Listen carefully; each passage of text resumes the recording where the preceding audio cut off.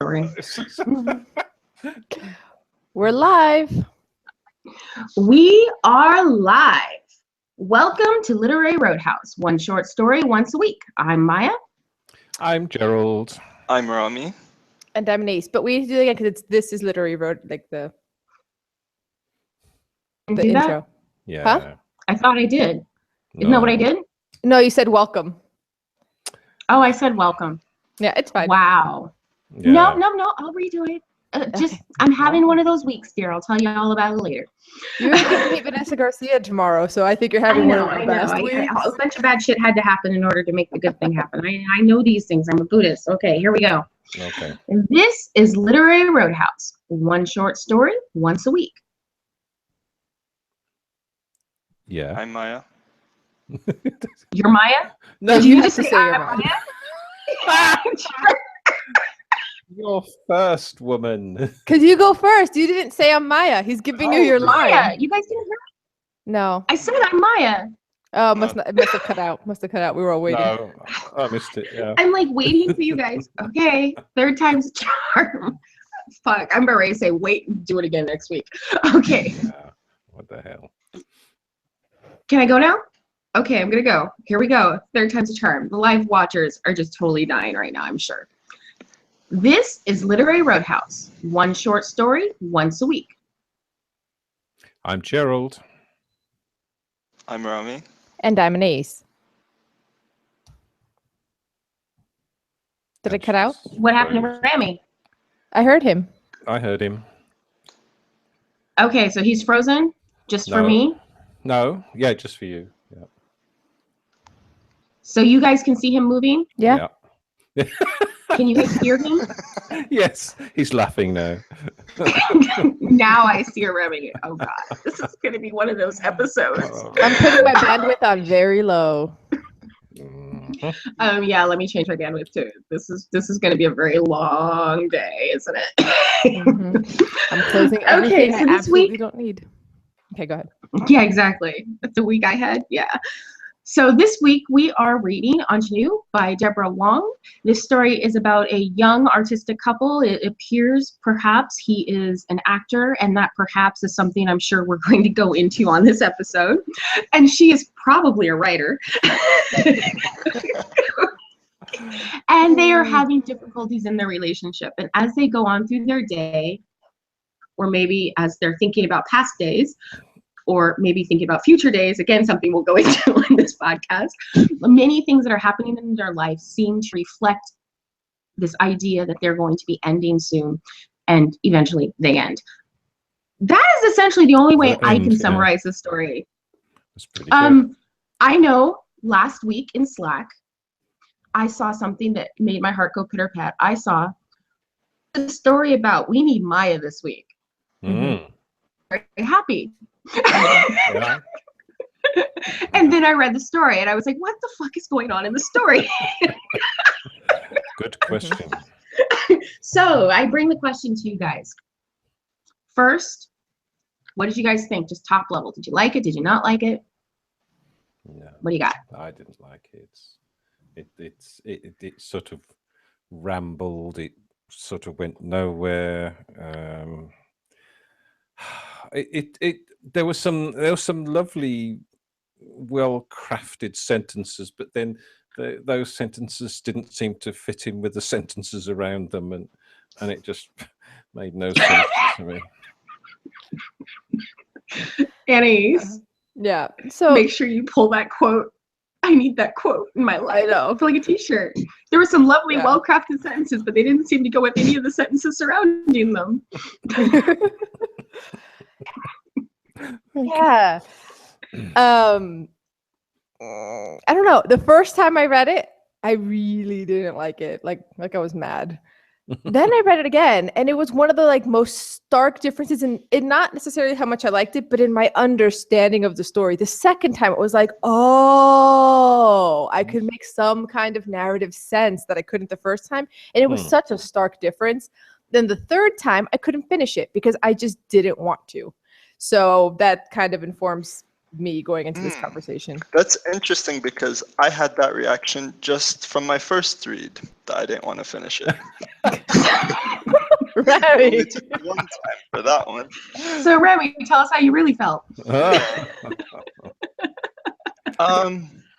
Yeah, I feel like a lot of the criticism, oh no, at least one that I'm going to levy on it has been mentioned of other stories before.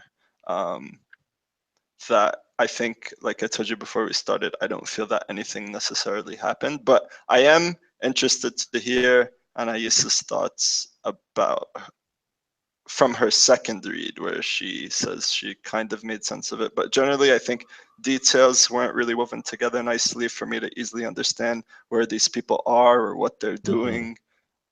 It kind of seemed all over the place because of that, and I couldn't really get my bearings straight. Yeah. And you guys know me. I can read some kind of dense stuff. I can read some experimental stuff. I'm a poet. At least I used to be. And one of the things that struck me as I was reading this was that idea of when you write poetry, especially when you start writing poetry, sometimes really dense just for density's sake. It's like this idea that poetry shouldn't be easy to understand. And so a lot of like mid-career poets tend to make things overly dense, not because it's talking to a larger idea or a larger theme, but just because they are still thinking that's what the craft is. And this woman, she is a poet, and she's attempting to write in a long form prose style for a short story. And I can definitely see the growing pains and switching from one art to the other. As far as my understanding of the story, the biggest thing for me is there were too many things going on at once that didn't have an explanation. So if you're going to have a story that has a fuzzy narrative arc, you're not really sure where it's happening in time and place, you have to have strong characters. If you're going to have a story without a plot, again, strong characters. If you're going to have a story with perhaps not strong characters and you want to have a strong plot, like, you know, it's I'm thinking of an equalizer with all these sliding buttons, and you got to equal them out somehow. And I felt like the story didn't equal them out. I felt like the timeline was jumbled. So there were times when I felt like I was post-breakup. There were times when I felt like I was pre-breakup, but I wasn't actually sure if I was getting it. I felt confused by the characters, especially when all of a sudden Patrick showed up. I'm like, who's Patrick? I thought maybe it was my ex-boyfriend, but then she's asking Patrick about David's present, and I realized no, Patrick's asking her about David's present, and then they're already broken up, and I thought they were mid-relationship. Like, fusion happening about too many parts of the story all at the same time. And I think that's the thing that got me. That said, what you said, Gerald, about the sentences, I can tell that this is a very talented poet. There are some themes in this story and some beautiful crafting of sentences. And I think what happened is what used to happen to me when I switched from poetry to short stories is you get so caught up in the crafting of the sentences and the themes that you forget you're writing a story. I think that's a really good summary, because you can admire certain sections and certain sentences and paragraphs and in isolation, but there's no thread, and as you say, it jumps around a little bit. I think I agree with Anais. The first time I was just all over the place with it. The second read through, I understood and felt I understood more of the narrative arc, and so it sort of made a bit more sense. But it was just it was all over the place for me. Too all over the place. So Anais, it sounds like on your second reading you understood it perhaps better than the rest of us, maybe, if we're lucky. We can hope. Tell me what each of you, I would like to hear from you, what you think this story is actually about. So it's funny, just now when you mentioned there's a lot of themes and motifs, I'm like, really? Because I'm only getting like two. Like, so the motif, so for me, it's just basically the breakdown of this relationship. And I think that, you know, that part is fairly obvious. The thing that and I think he's definitely an actor. He's definitely an actor, but he's also kind of schizo. Like, does he have a mental illness? Like, he's a little crazy. And it's even before he becomes an actor, he's crazy. Like, how did he feels insecure about the French painter, and what does he do? He's like, he's like, oh, I'm gonna take up theology. Like, this is crazy people thinking. Like the way that he, like, you know, or the way he'll just sort of sometimes scream certain things, like, fear makes you fire everything and run, and then he'll be like, everyone go to Amsterdam. I'm like, what? Like, so he, you know, there's a certain degree to which it's like is this guy mentally ill? And then on the second read through, when I understood it is sort of moving forward in time, only the first scene is out of chronological order. The first scene, the postcard scene, is just before they actually break up. And then it resets to when the relationship was good and she was doing better and she was more successful. And he felt insecure. He tried to find his path. He became an actor, lies about his success as an actor, I think. I'm pretty sure. But you never get that answered. And the relationship starts to break down. I think because he's crazy. He takes the method acting thing too seriously. Like he wants to burn down.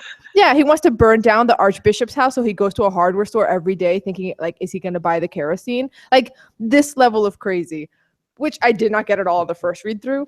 Oh, okay. You know, which isn't good. Like your main plot points, if you can't get your main plot points across in your first read through, not many people are going to read it a second time.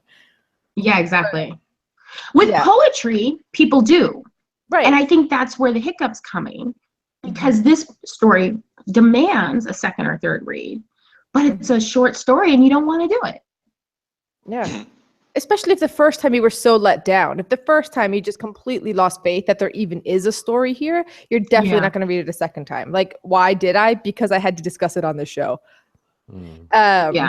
Yeah. And so anyway, so then I think one of the things on the second read through, now that I understood what I'm kind of seeing that made it so disappointing, is she gets the last page of one of his scripts.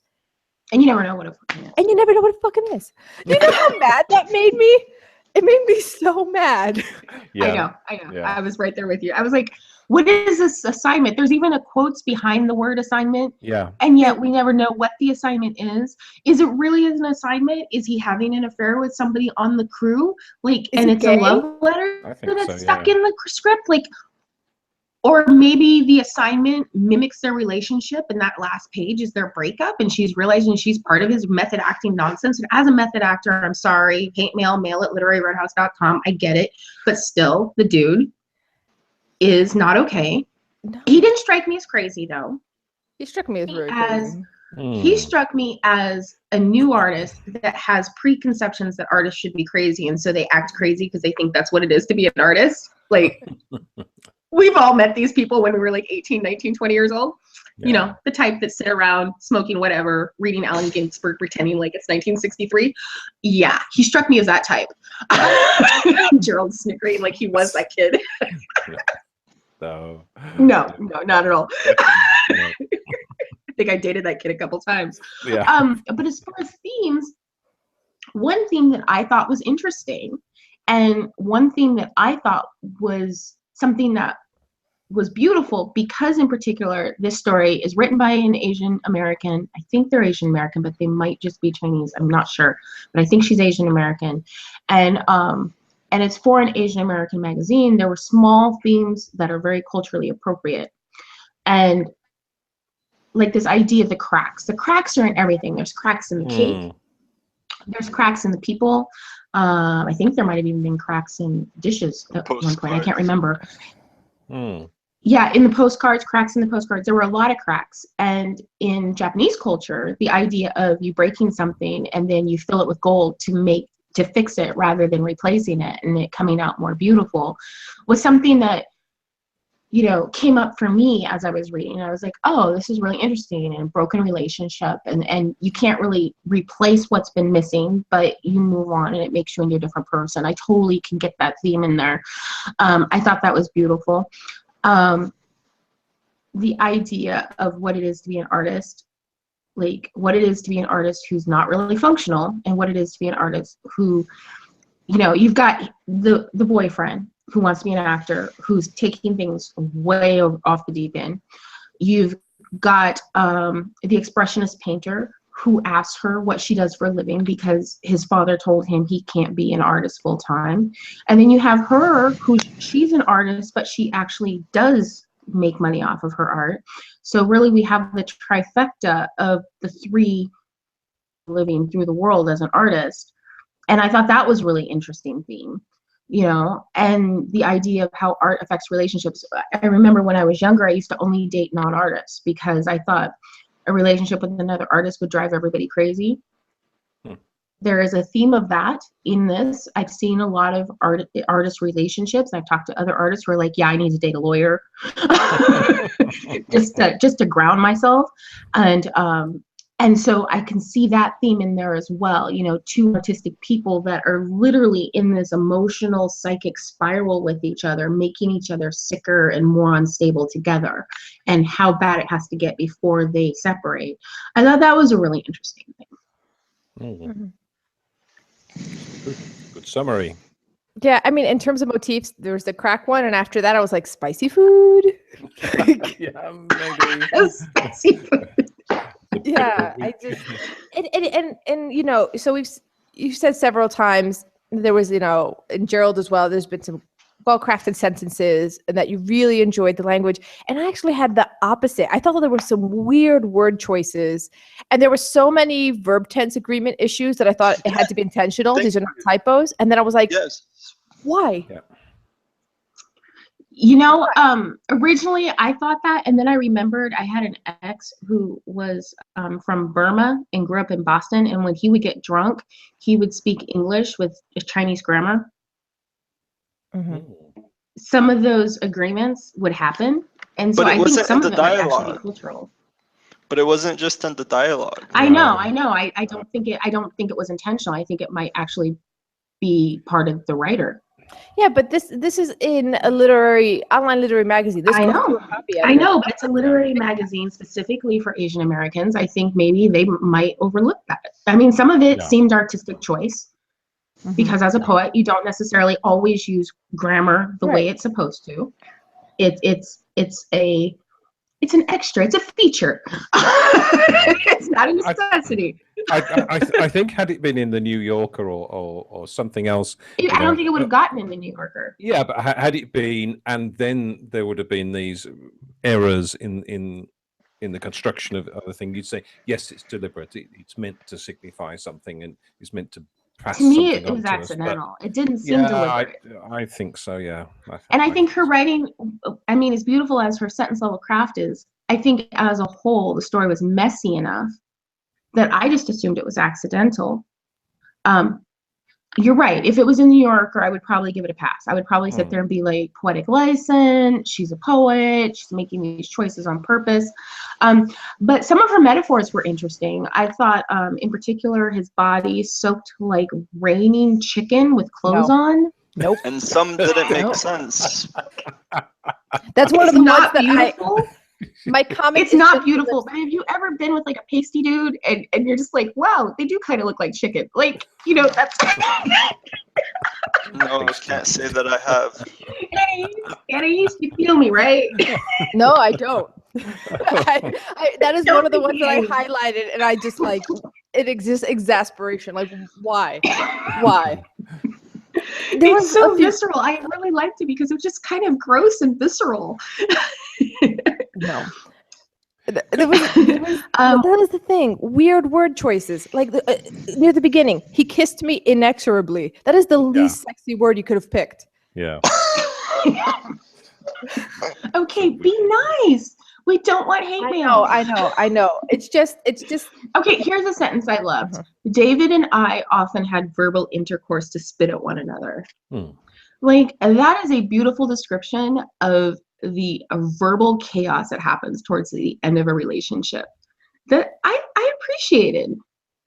Talking well, the sex is great because sex with people that you're mad at can do that sometimes, but you're still just at each other, and I thought that was wonderful. Remy, look at Remy's expression. Remy, what? You've never heard that before? No. No, never... can I quote some things just because I don't understand it? In the kitchen, I cut the rice paper and rolled them in the shape of loneliness. See, I like that. What shape is that? Can you just draw it out for me? No, I think you know we get poetic license. I love you, but anyway. Okay, I like that line. I'm sorry, it's the poet in me. Doorbells that sounded like dreamland continued to invade. I don't know what does dreamland sound like. Okay, here's the thing, Remy. poetry, metaphors do not actually have to be literal. If you say something is like something else, it doesn't mean that that something else is like literally that thing. You know? No, I understand, but I mean, at least when she says that she took the rice paper, rolled it up in the shape of loneliness, to me, that said that she tore apart this page that hurt her and she crumpled it. Like, that's what it said to me. I thought she was trying to make hear when you sushi. read that? That's I was like, rice paper, like to wrap to eat or something. Oh, sushi doesn't have rice paper, Rami. Oh my God, we are gonna get so much hate mail for this episode. Rami wants to see a YouTube video of her Make making. sure you pull that out before he gets accused of being a racist. Yeah, no, I think that in that example, if I remember correctly, instead of scanning the story, that comes after. So like, there's the first where they eat together, and then there's a few different. Because she's in the kitchen. Yeah, in the kitchen. The assignment. There's a lot of food metaphors. Yeah, and there's a lot of food, like also the way that they eat food. It represents different parts of the relationship. In the beginning, they eat together, or he's eating like spicy pork noodles, like just after bedroom activity, which here is either arguing or having sex, which was like I actually enjoyed that mingling of how both those things happen in the bedroom. Then after that, there's that scene where he comes home. She already made dinner and left it on the table, and he still makes his own dinner and eats separately. So you see things are like falling apart. And then by the time you get there, now eating is completely lonely. She's only cooking for herself. She's not cooking for him. So I get that. And the fact that I don't want to be like the fact that I got that. See, I'm trying not to be mean because there were some things that did work. It's just that I had to work really hard to get that.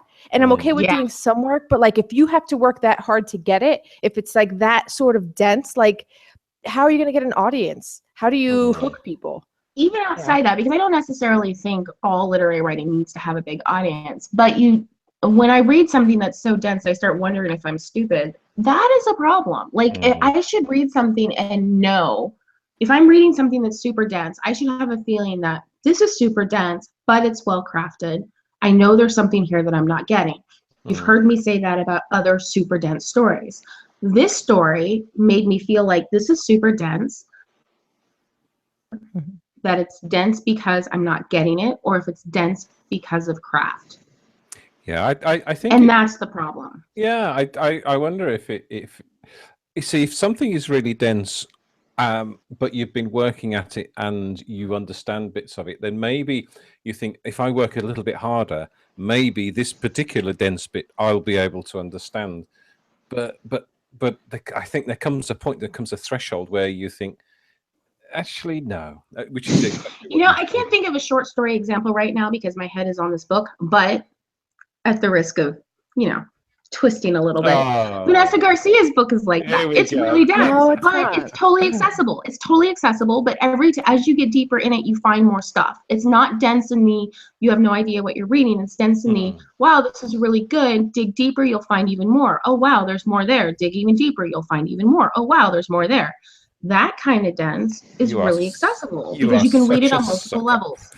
It's such a... I'm sorry, I can't help myself. Is she listening? Whereas this story, it's too dense, and you're just like, what the hell am I reading? Right, yeah. but also I remember that one of the conversations in our discussion of White Light, one of the things that we also said over and over was, I remember reading it and thinking, I'm missing like a third of this in some of the very dense sections that are very heavily like about art history and art. I'm like, I'm not getting a lot of these references, and it doesn't matter because there's so many other things for me to latch onto. Exactly. It's so rich. If you're gonna have something that's super dense like this, you need to be able to write it in a way that you still keep a hold of the reader. And I think a lot of writers can do that.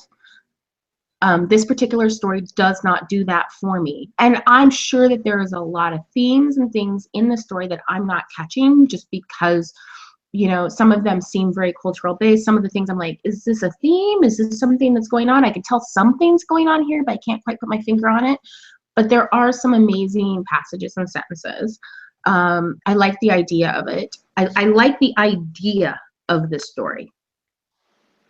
I don't like the execution. And I think that is more disappointing to me than just reading a bad story, because I can see where she wanted to go, quite get there.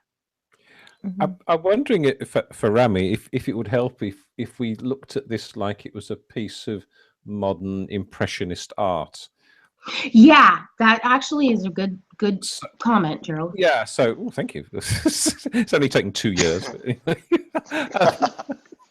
But so it's not meant to make sense, but it's meant to convey a feeling or an image or something about the writing. But with modern art, you can look at it and you can appreciate it. You can look at the whole thing in one go. With a piece of writing, you have to read it linearly. You have to start at the beginning and end at the end. So you can't. It's kind of hard to get that overall impression that modern art would give you from a piece of modern art, where you would look at different bits but still keep focusing and zooming in and out. And with a story, you have to read it as a linear. So there has to be some sort of narrative linking all the nice little bits. I think that is fascinating, because as I was reading this, I was actually thinking that it reads like modern expressionist poetry. Like, it's disjointed in that way. There's a theme, but you have to find it. You kind of have to read it as a whole for the emotions, because you're not exactly, like, you read a poem, sometimes you're like, I'm feeling something, but I have no idea what I read. It kind of does that for me. And what you said about, you have to start at the beginning and the end reminds me that as I was reading it in chunks, paragraphs.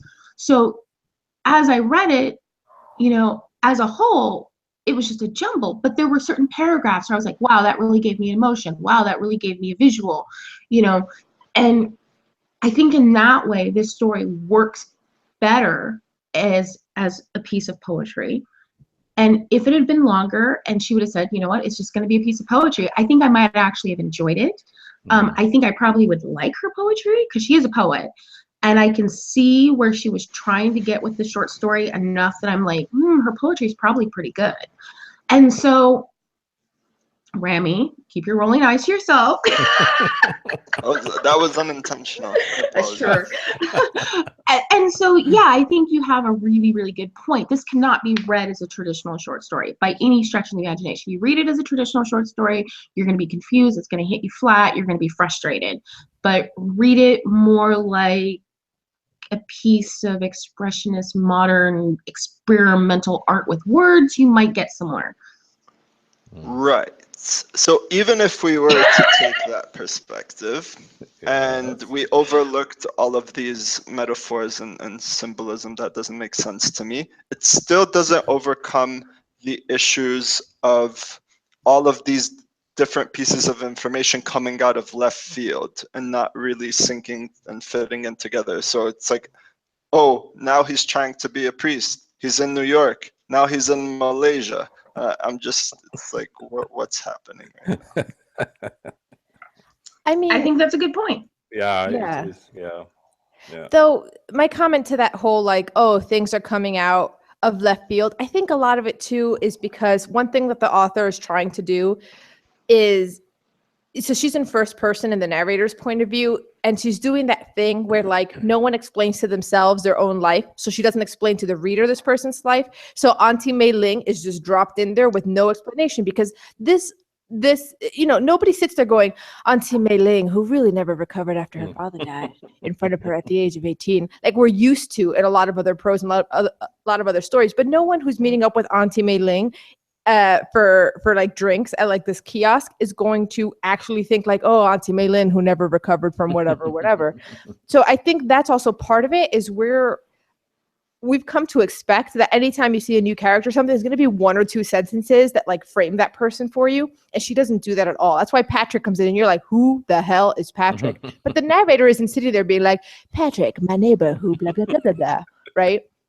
So I think that's part of that, like everything comes out of left field, is because you're in this person's point of view so closely, and this author is not explaining anything. And authors that do that really well can still give you good characterization through dialogue from the other characters. And that's where she's lacking. She does not do that.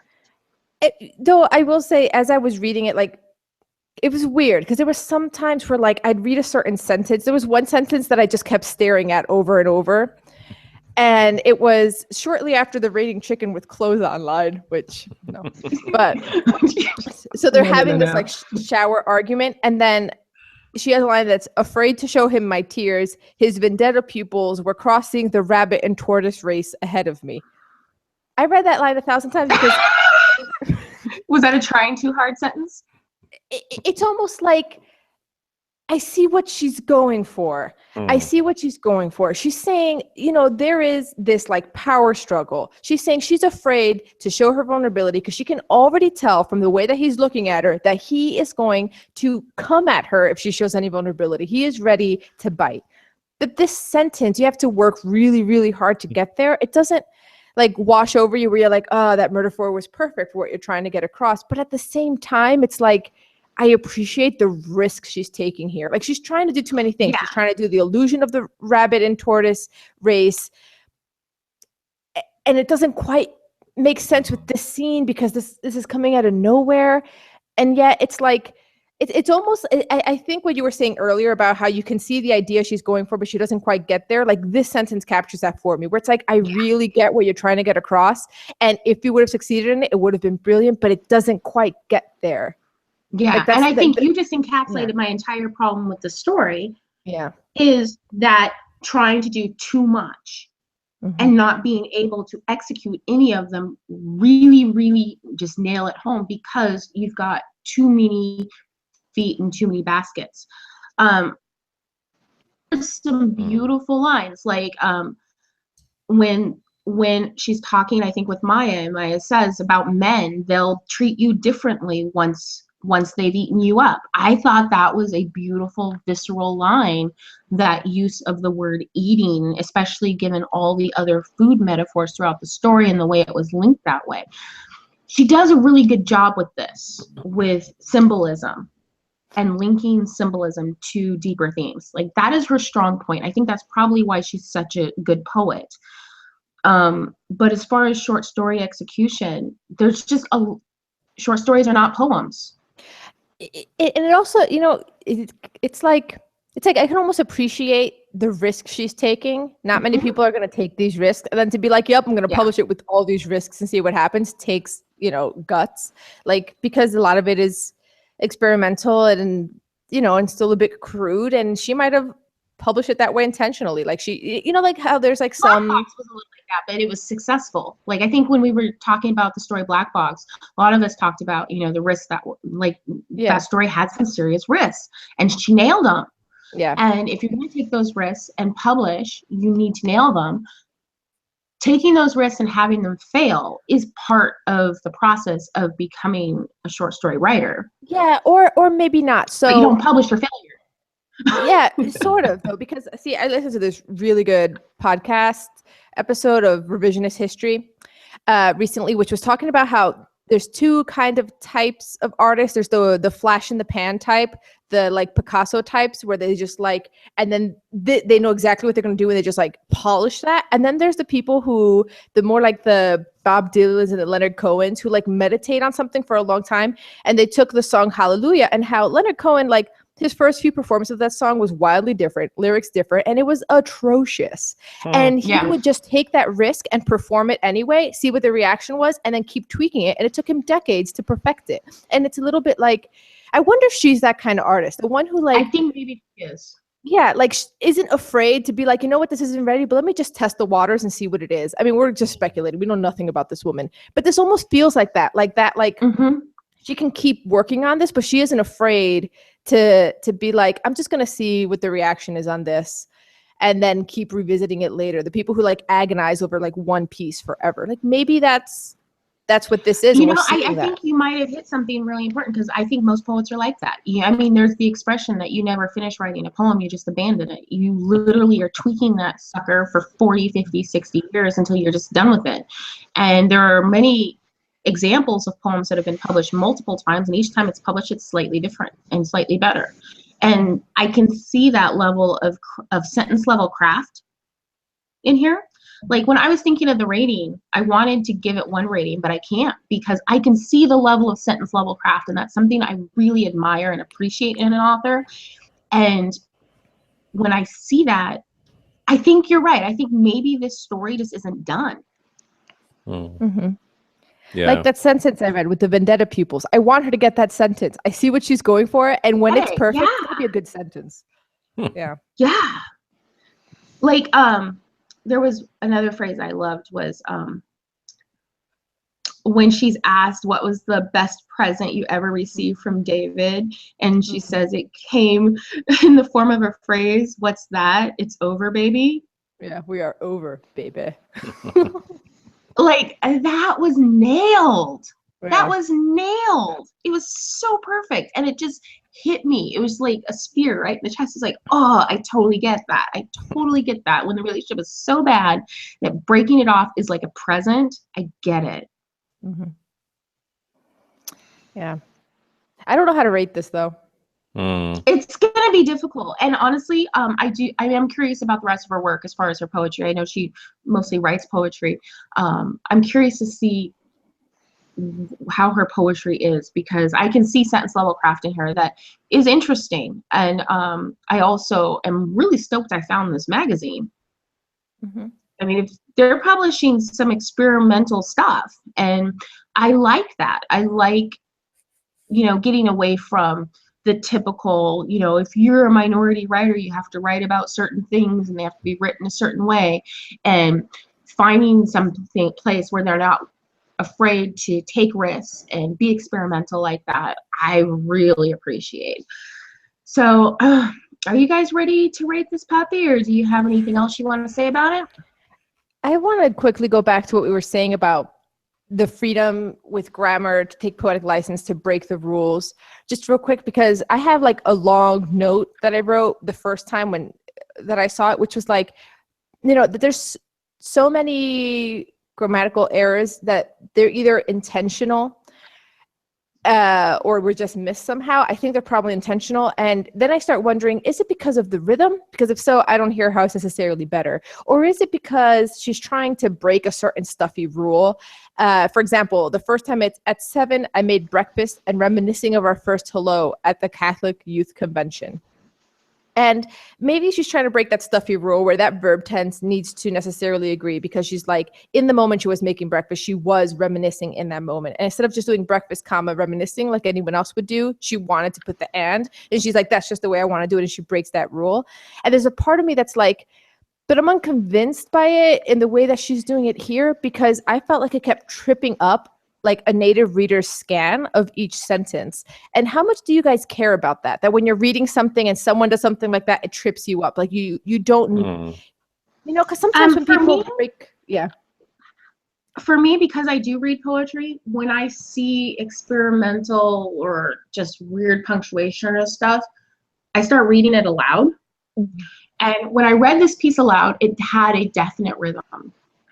And so I think she was going for a certain effect between the narrator and her partner. I think because the rest of the story was so fuzzy, it makes it easy to assume it's an accident. I'm not sure if it's an accident. Like, okay, when I wrote Sunset at Congo Square, and I was dealing with the dialogue between the main character and her boyfriend. Her boyfriend is a native New Orleans person, and she's from California, and their grammar and their use of language is very different. So if I took his voice and I used Chicago manual style grammar, I would have lost all his New Orleans sound. Yeah, but this isn't dialogue. He would not sound like New Orleans. Yeah, but the narrator, this is the narrator. Oh, you're saying that it doesn't have to be dialogue. Yeah, I think that there's a sound that she's going for in the narrator's voice that requires a non-traditional use of grammar. I think that sound is a combination of poetic sound, but also cultural sound. I think loud, she does not sound like us, and I think that's important. When you're talking about Chinese characters, to go ahead and let them sound Chinese American. And I think she succeeds in that. But when you read it in your head, it's a jumble. And I think, it's kind of like when I tried reading Their Eyes Are Watching God, I had to put it down because I'm going to have to read that entire book aloud because it's written in such a way, where unless you read it aloud, it's just tons and tons of grammatical hiccups. Or The Gopher Grapevine. Mm-hmm.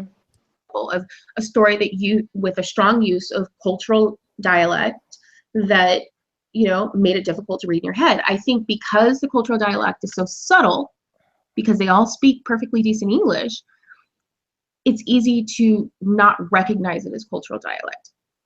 I definitely felt like at certain points I was like, oh, I remember when Tone would get drunk and he totally sounded like that, and so maybe for me I'm able to accept that a little easier, but I'm not sure. Like, it could have just been, mistakes because she normally doesn't write with proper grammar. You don't in poetry. My poetry doesn't use proper grammar.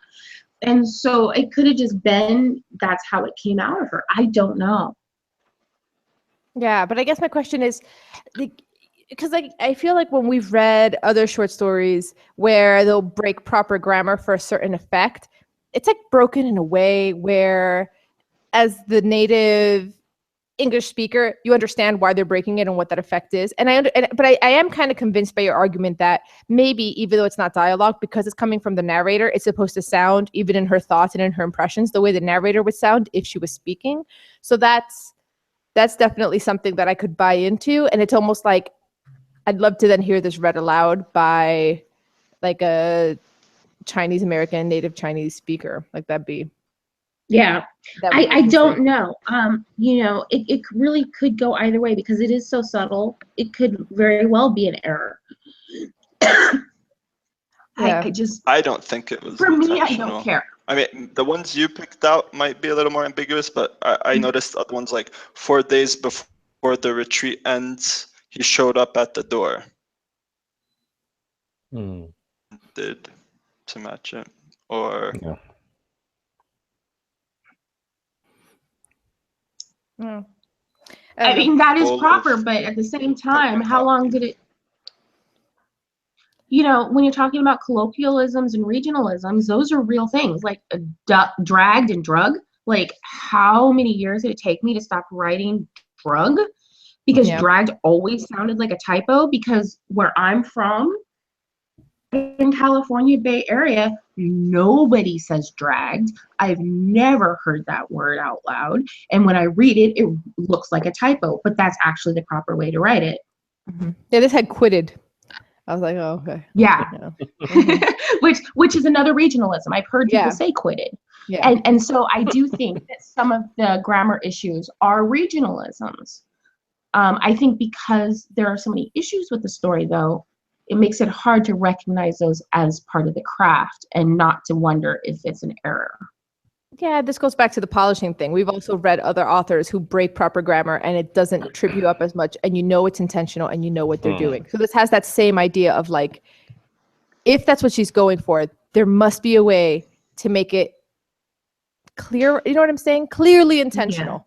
Yeah, I know for me, my regionalisms definitely came in.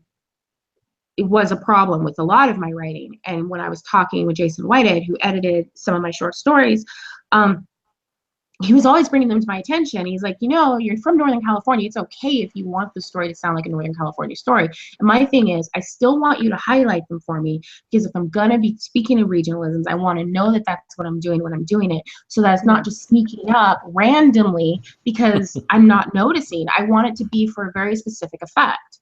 Yeah. Yeah. You use regionalism for a specific effect. You have to understand the neutral voice. Mm-hmm. Yeah. Good.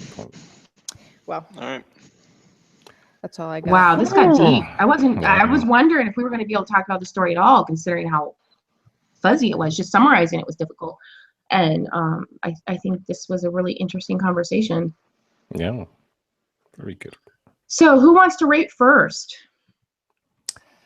Well, I'll go first. And in honor of the experimental nature of some of this writing, I'll rate it Aftershave. There you go.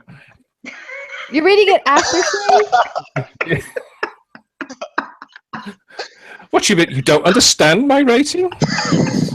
No. I'll it just occurred to me. That was brilliant. I don't know. This is really hard. This is really so difficult. I know it's hard, but you got this. I think 3. I think 3. I didn't enjoy it much, and it was too difficult. I'm rating it a solid 3 too. Part of me wanted to give it like a 2 or a 2.5, but I can see the sentence level craft. I think Anais is right that the story is just not finished. I think the writer is very talented, but the story in particular is missing the mark. It did make me want to read her poetry, so there is something there. So a 3. Mm-hmm. I guess I'm the Simon Cowell of the group because I hear exactly what you're saying, but I'm not rating the author. I'm rating the story. And like this story, it was tough to get through. I mean, I don't know. I'm still torn though, because man, I don't know. You know what I mean? Because I hear what you're saying. Like, I have faith that she can polish this, and I see where she's going, and where she's going, if she gets there, is great. But that's not what this is. Mm-hmm. You know? Yeah, but it's not bad though, is it? It's not. Isn't it though?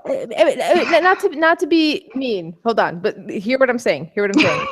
The first time, none of us knew what was happening. No. We had to read it again to understand it. Yeah. That's not a bad thing. Okay. If you're still deciding, I can go while you make up your mind. Go, Remy.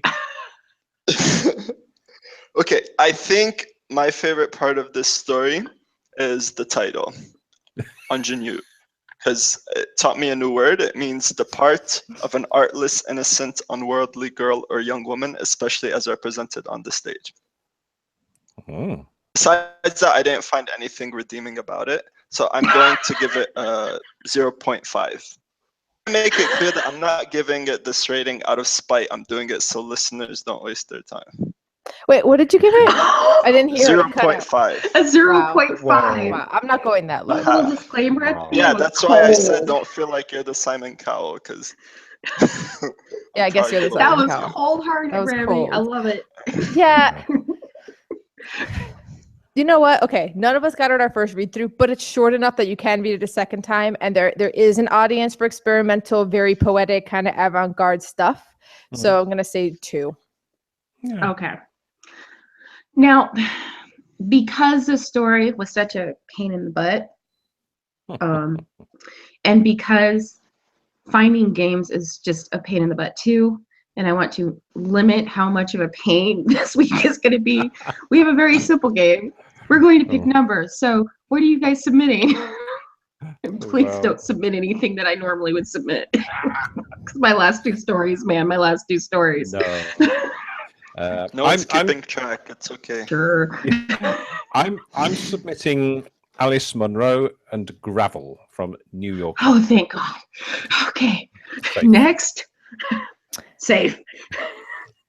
I'm submitting a story that I submitted a bunch of times last year and we never did, which is The Wig by Han Dong. Oh, that sounds scary. Doesn't sound safe. It's in Granta. Okay, it's in Granta. It's either going to be really, really good or Ramy's going to run away. Oh, that's the boy. We'll see. Yeah. I'm sticking to the one I submitted last time. It's The Monkey's Paw by Wwe Jacobs. Ooh. Wwe Jacobs. Okay, I'm very nervous about that one. Gerald, you got to save us. The way you said when I submitted last week, you said you wanted to read it and you never read it. Yeah. Just teasing. We have you on record. Yeah. Do you guys have a pen and paper? Yeah. I have paper. Let me get a pen. Do we have to write it? Yes. Okay. Because we're gonna make it fair. Okay. God, he sounds like one of my kids. I know. Okay, Mom. He's not in a good mood, is he, Rami? Damn, making me feel old. You gave him a bad story to read. I'm not impressed. Okay. I want you each to write down a number between 1 and 100. Okay. How big should I write it? Just write it so that I can tell you're not Okay. cheating. So I wrote what did you guys hold up your little cards? What did you guys write? Okay. 73. I don't know if you can see that. Woohoo, 73. Okay, Remy. 76. Oh, Two. two. Okay.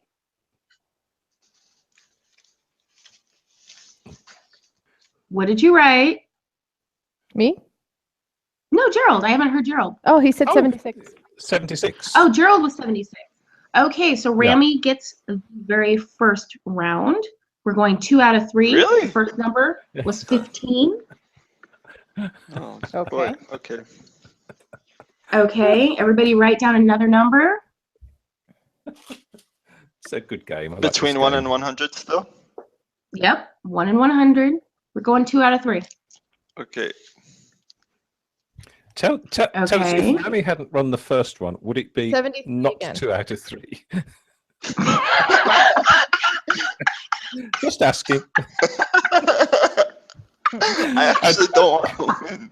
And if he wins this one, it will be the best out of 5. Okay, what are your numbers? I'm Mine's 73 again. 23. 73 again. And I stuck with 2. Oh. Anais won the second Ooh. round. Good. Uh-oh. How, If Gerald wants a third Oh. round, I'm fucked. Okay. Okay, everybody write down one more number. Do, do, do, do, do, do, do. Do, do, do, And do, how is anybody winning this? Or is this a mystery? No, it's closer. It's Oh, whoever's okay. closest. The second one was 65. That was the real number. It was 65. Okay. Okay, so Okay. what do we got? I got double nickel 55. 50. Okay, Anais, 50. Mine's still 2.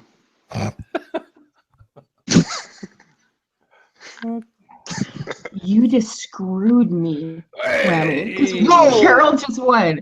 Okay, so now we're gonna. Okay. Oh, phew. So I now thought we're gonna we- have one more big number. We're gonna go, and whoever gets closest wins because everybody's won one round. Mhm. Okay. Best.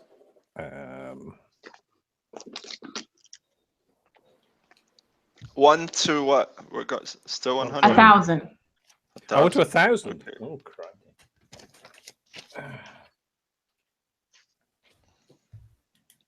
Okay, what do we got? Okay. 110. Okay, 110. Gerald, 397. 397. 2. Remy, Just 2. really? Remy, really?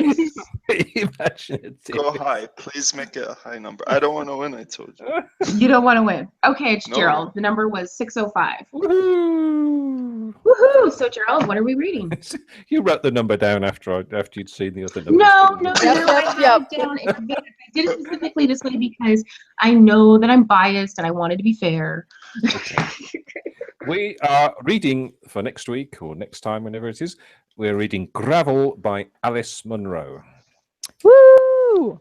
But before you go, tell us your assignment in the comment section at literaryroadhouse.com. If you enjoy our podcast, tell us, baby, by writing your review on a cake, taking a picture of that cake, and uploading it to the review section on iTunes, Stitcher, and Spreaker. If you're feeling aimless and thinking of taking up theology, try our other podcast, the Literary Roadhouse Book Club, instead. It's a monthly podcast that discusses full-length fiction novels. And please consider supporting our podcast and Chong Sam tailoring expenses at patreon.com/Literary Roadhouse. Every bit helps. And as always, share this podcast with the melodramatic boyfriend in your life. We are over, baby. Read a good story. Melodramatic Best boyfriend. outro ever. Fantastic. Brilliant Very good. outro. That was good stuff. Woo! Episode Okay, take one. us off live. Yeah. Hey, we made